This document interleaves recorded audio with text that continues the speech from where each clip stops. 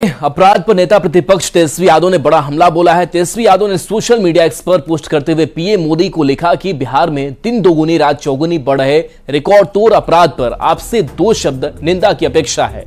तेजस्वी यादव ने पीएम मोदी पर तंज कसते हुए कहा कि आपको चुनाव के वक्त ही जंगल राज के जंगली सपने आते हैं।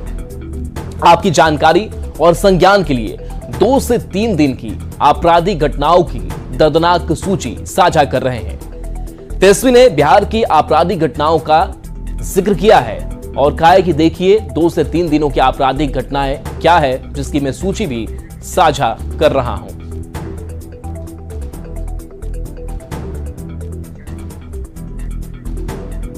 तो तेजस्वी यादव की पोस्ट पर सियासत शुरू हो गई है। बीजेपी और जेडीयू ने तेजस्वी यादव पर पलटवार करते हुए जंगल राज की याद दिलाई है।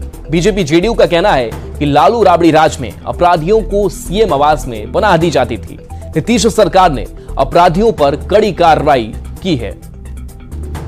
चाह करके भी यह डाटा नहीं रिलीज कर पाएंगे कि ये अपराध हुए और इसमें अपराधी नहीं पकड़ा गया या जेल नहीं गया, जबकि उनके समय में जो अपराध करते थे वह शान से राज करते थे और मुख्यमंत्री आवास पे रहते थे। यादव जी अपराध पर राजनीतिक प्रवचन दे रहे हैं। बिहार में आपराधिक घटनाओं पर हम कार्रवाई बताने को तैयार है कि घटना पर कोई बचता नहीं है कानून के जबड़े से, लेकिन आपको यह बताना चाहिए अपने माँ पिता से पूछकर कि 5243 फिरौती के लिए अपहरण हुआ था लालू जी और राबड़ी जी के राज में, उस पर की गई कार्रवाई का ब्यौरा दीजिए, तब अपराध पर आप राजनीतिक प्रवचन दीजिए। तेजस्वी यादव जिस घटना का जिक्र कर रहे हैं उसकी जांच में वही लोग दोषी पाएंगे जो किसी न किसी रूप से आरजेडी के द्वारा संरक्षित रहे होंगे, उनके द्वारा संपोषित रहे होंगे। एनडीए का कोई घटक दल ऐसे अपराधियों से, दबंगों से उतनी ही दूरी बनाता है जितनी दूरी हम भारतीय जनता पार्टी के लोग आरजेडी के लोगों से बनाते हैं। आज लगातार हर जगह गोलियों से भूना जा रहा है लोगों को। लूट, हत्या, अपहरण, बलात्कार हो रहे हैं। इसे अपराधी राज ही कहेंगे। तेजस्वी यादव जी बिल्कुल सही कह रहे हैं। बिहार में पूरी तरह से अपराधियों का मनोबल बढ़ गया है और शासन प्रशासन में बैठे हुए लोगों का इकबाल समाप्त हो गया है। अपराधी मस्त हैं और सरकार और प्रशासन पस्त है। लोकसभा चुनाव से पहले आरएलएम को एक लोकसभा सीट और एक विधान परिषद सीट देने की बात हुई थी। काराकाट लोकसभा सीट उपेंद्र कुशवाहा हार गए। अब बिहार विधान परिषद में खाली सीट को भरने की प्रक्रिया शुरू हो गई है। रामबली चंद्रवंशी की खाली सीट पर जेडीयू से भगवान सिंह कुशवाहा उम्मीदवार होंगे। बिहार विधान परिषद में खाली हुई सीट को लेकर चल रही अटकलों पर आरएलएम के राष्ट्रीय प्रधान महासचिव ने पोस्ट किया है। उन्होंने पोस्ट में लिखा है कि बिहार में विधान परिषद की खाली सीट को लेकर मीडिया में चल रही खबर भ्रामक और गलत है। लोकसभा चुनाव के पहले एनडीए में बनी सहमति के मुताबिक बिहार विधानसभा परिषद की खाली सीट आरएलएम यानी कि उपेंद्र कुशवाहा की पार्टी को मिलनी है। इसके लिए एनडीए के भीतर बातचीत जारी है। अभी अंतिम फैसला नहीं हुआ है। पूर्णिया से निर्दलीय सांसद पप्पू यादव ने कहा कि रुपौली उपचुनाव में उन्होंने फैसला जनता पर छोड़ दिया है। वो किसी का सपोर्ट या विरोध नहीं कर रहे हैं। साथ ही पप्पू यादव ने कहा कि अगले 72 घंटे में वो बड़ा ऐलान करेंगे।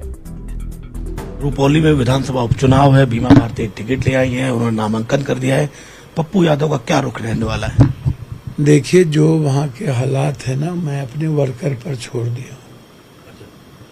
मैंने कहा है कि ऐसी परिस्थिति जहां लगातार मर्डर हो रहे हो, माफियागिरी हो, राजनीतिकरण मर्डर का हो रहा हो, वहां पर राजनीतिकरण हो गया और इसके बावजूद मैं वहां पर क्या उम्मीद करूं? मैं तो सिर्फ इतना जनता से कहूंगा कि गलत आदमी को वोट मत दीजिए। मैं मौन हूं। न तो मुझे कोई लालू यादव जी या ना कोई तेजस्वी जी, न कांग्रेस से किसी ने हमें कहा कि आप मेरे गठबंधन की मदद करिए, और कांग्रेस तो वहाँ है ही नहीं। मैंने जनता के विवेक और अपने वर्कर को कहा है कि गलत आदमी के साथ खड़े मत होइए और अपने विवेक पर वोट दीजिए। तो आप किसी का सपोर्ट या विरोध नहीं करेंगे? नहीं, मैं गलत आदमी का विरोध हूं। गलत आदमी को नहीं आना चाहिए। और नीट पेपर लीक मामले से जुड़ी बड़ी खबर है। सीबीआई के कई अधिकारी पटना पहुंचे हैं। 4 बड़े अधिकारी ईओयू पहुंचे हुए हैं।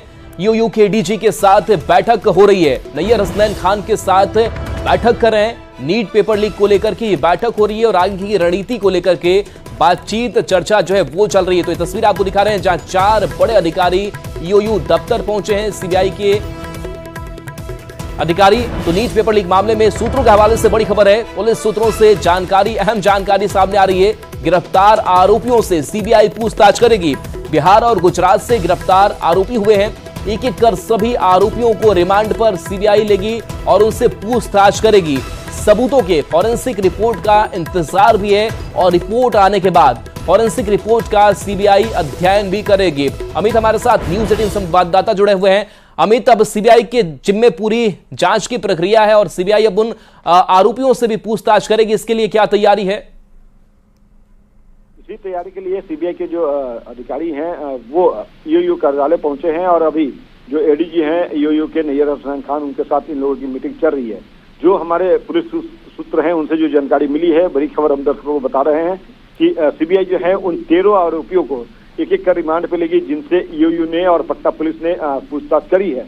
इस मामले में जो भी जानकारी ईओयू की तरफ से दिया गया सीबीआई को, उससे आगे और क्या कुछ बातें सामने निकल सकती है, इसको लेकर के ही रिमांड पर लिया जाएगा। और जब ये मामला सीबीआई की विशेष कोर्ट में जाएगी तो वहां से रिमांड मांगी जाएगी और एक एक कर सभी आरोपियों को रिमांड पर लेकर के पूछताछ किया जाएगा। उनका जो कबूलनामा है, जो न्यूज 18 ने सबसे पहले दिखाया है, उन कबूलनामों को फिर से वेरीफाई किया जाएगा, सत्यापित किया जाएगा और नई जानकारियां गैदर करने की कोशिश की जाएगी।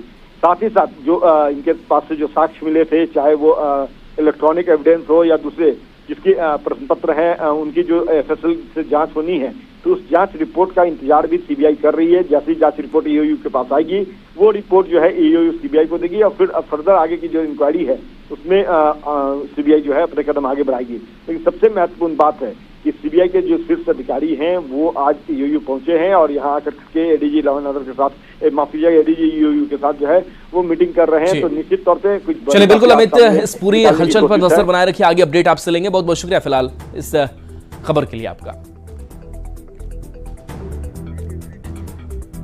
और देखिए, मुजफ्फरपुर से एक बड़ी खबर इस बीच सामने आ गई है। महिला कंप्यूटर ऑपरेटर को गोली मार दी गई है। मुजफ्फरपुर से यह बड़ी खबर, स्कूटी लूटने की कोशिश हो रही थी और इसी दौरान गोली अपराधियों ने चला दी। महिला को 4 गोली मारी गई है।